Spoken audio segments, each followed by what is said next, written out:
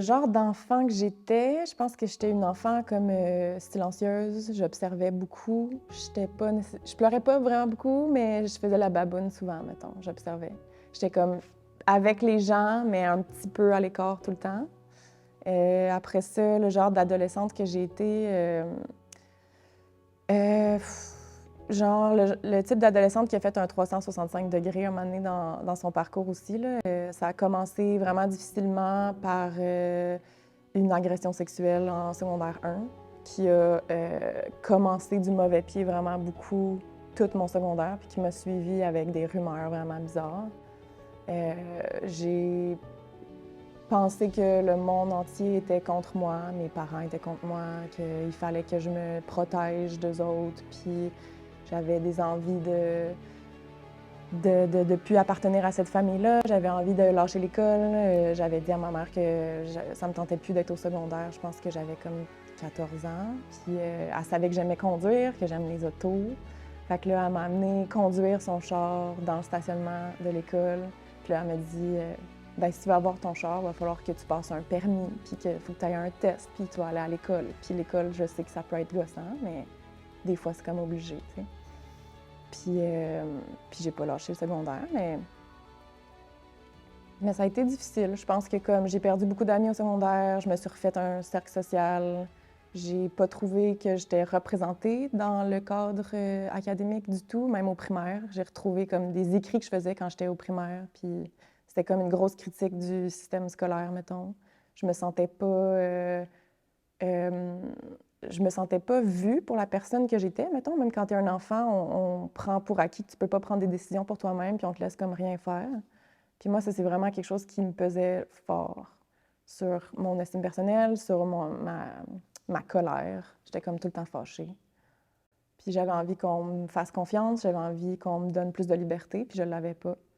Fait que puis j'avais de la misère aussi à l'école, là. J'avais pas beaucoup d'intérêt, fait que c'était difficile pour moi de faire l'effort. Ma mère travaillait de soir, fait qu'elle était pas là pour les devoirs non plus. Mon père était pas full impliqué avec ça, pantoute. Puis, tu sais, il y avait du monde qui était bon à l'école ou bonne à l'école, puis moi, ben, j'étais comme née pour un petit pain, mettons, là, tu sais. Je comprenais pas vraiment tout le temps. J'étais super bonne en français, je faisais pas de fautes, ça m'intéressait full.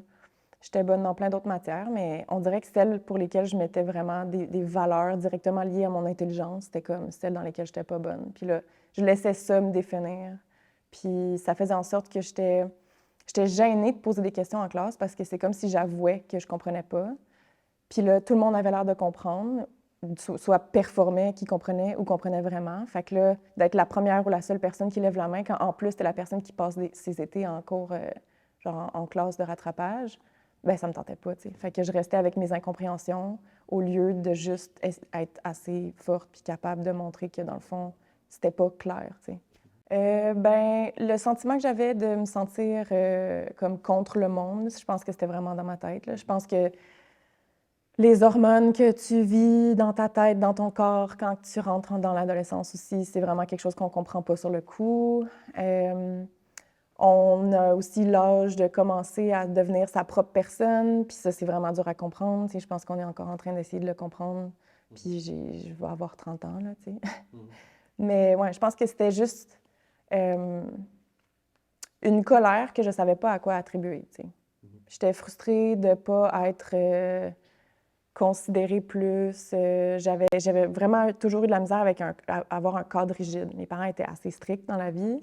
Fait que ça, déjà, je trouvais ça envahissant. Après ça, l'école était vraiment stricte. C'était comme une couche de plus qui faisait que j'étouffais, mettons. Puis j'avais envie de nourrir ma créativité d'une autre façon, puis c'était pas vraiment quelque chose qui se faisait à l'école. Fait que je le faisais comme à l'extérieur de l'école.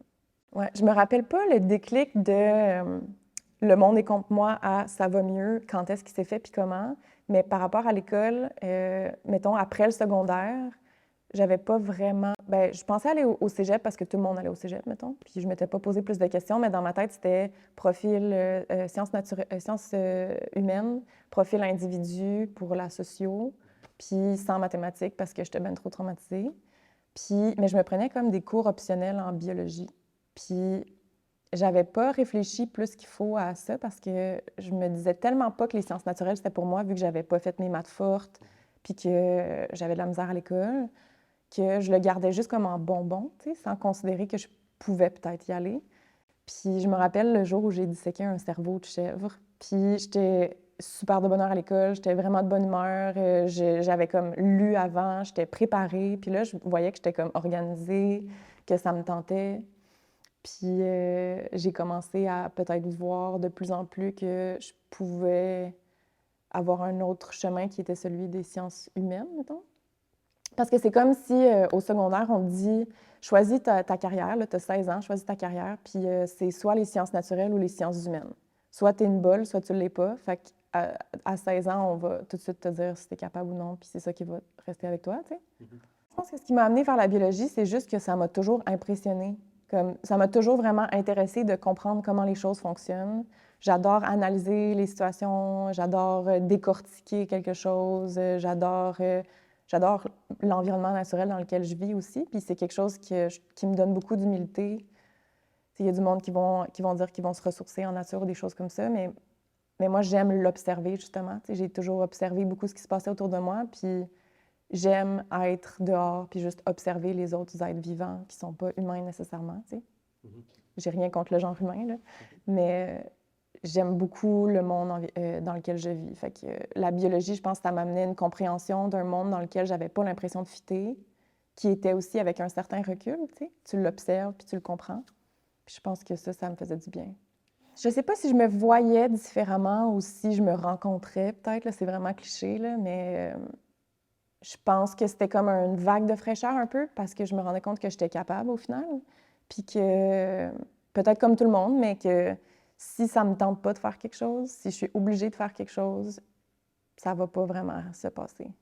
Si j'ai envie d'y aller puis que j'y vais dans mes temps à moi, puis de la façon dont je veux, ça va super bien se passer.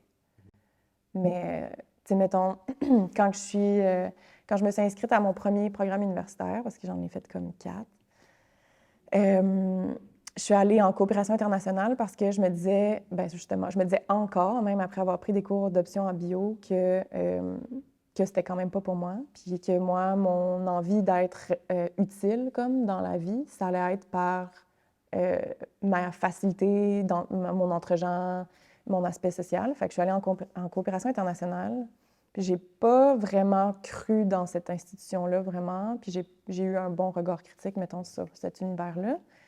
Je l'ai quand même complété, mais je me suis rendu compte que peut-être au lieu de prendre soin des gens directement, une autre façon de le faire, c'est de prendre soin de leur habitat. Puis là, c'est comme si ça m'a frappé tout d'un coup. Tu sais, ben oui, j'ai toujours été portée vers le monde naturel. J'ai toujours eu une fascination pour l'eau, pour la forêt, pour les animaux, pour toutes les plantes. Fait que je me suis dit que j'allais faire mes cours de chimie, que je n'avais jamais fait, que j'allais refaire mes maths, puis que j'allais appliquer dans un bac en biologie. Ouais, j'ai jamais arrêté de chercher où je pouvais me sentir bien, ça c'est sûr. J'ai toujours essayé de me prouver aussi, tu sais, parce que ça me suit encore maintenant, là, cette espèce d'automatisme-là psychologique de si c'est pas excellent, c'est pas bon, tu sais. Puis j'essaie de m'en séparer encore maintenant, là, après avoir fini toutes mes études, puis que ça se soit super bien passé. Mais ouais, j'ai toujours été vraiment curieuse, puis vraiment intéressée par plein de sujets. Puis c'est peut-être pour ça aussi que j'avais de la misère à me décider, c'est que la sociologie, ça m'intéresse encore, puis l'anthropologie aussi, puis la psycho, puis la mécanique automobile, puis la forgerie, puis la maroquinerie, puis tu sais, amène-en, là, genre, je peux toucher à tout, là, ça m'intéresse, tu sais. Ce que je dirais à la jeune Ariane, c'est sois patiente un petit peu, mais aussi attends-toi pas à ce que le monde dans lequel tu vis te crée ta place. C'est peut-être capacitiste un peu, puis je sais que c'est pas tout le monde qui est capable d'affronter les obstacles de la même façon, mais je pense il fallait que Ariane elle arrête de s'auto-définir par le système académique, puis de s'attribuer des valeurs par rapport à ça. Parce qu'on est tout petit, puis on se fait donner des valeurs, des notes. On se fait tout de suite dire si on est normal, pas normal. Puis ça, c'est vraiment destructeur. Puis moi, je l'ai acheté, là, ce discours-là. Puis c'est avec ce frame-là d'évaluation que je m'auto-évaluais. Puis je pense que c'est ça. J'aimerais ça que les gens comprennent qu'il y a plus qu'un parcours dans la vie, puis que c'est normal de vivre des choses vraiment difficiles. Puis ce qui est vraiment important, c'est de s'entourer de bonnes personnes, des gens qui acceptent ta vulnérabilité, puis qui te jugent pas sur ce que tu vis, parce que l'éventail de sentiments est infini, là. Puis il y a plein de façons de comprendre les matières, il y a plein de façons de s'intéresser à un sujet. Tu peux vêtir plusieurs couleurs, là, mais c'est juste que c'est pas accueilli nécessairement par le monde professionnel ou académique en ce moment. Puis, tu sais, dans ce parcours-là, on dirait, je suis tellement curieuse, je suis tellement intéressée, puis je suis tellement